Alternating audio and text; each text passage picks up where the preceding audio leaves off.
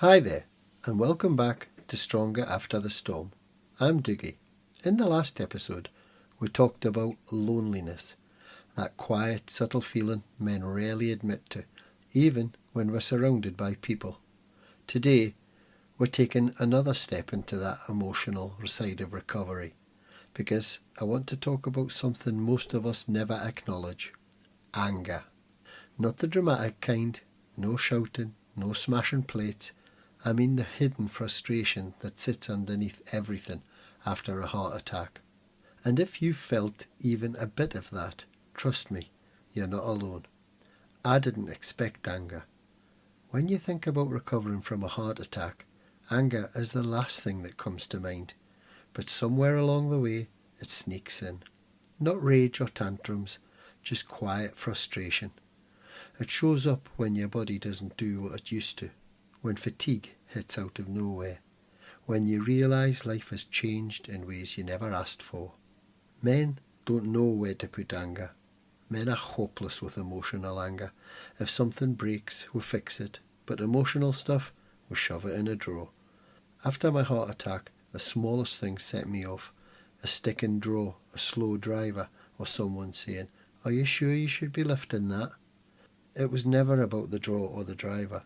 It was everything underneath. Anger is just grief wearing a different jacket. A lot of the anger you feel isn't anger, it's grief, ambiguous grief. Grieving your old body, your old confidence, grieving the loss of your old self, the version of you from before. You're not angry because you're a bad person. You're angry because something huge changed and you're still catching up with that. The slow progress of forgiveness. Forgiveness here isn't for others, it's for yourself. Forgiving your body for struggling, forgiving your mind for panicking, forgiving yourself for not bouncing back instantly. It's slow, quiet, messy, and it happens in small steps. A few things that helped me soften the edges. Naming it. That annoyed me more than it should have.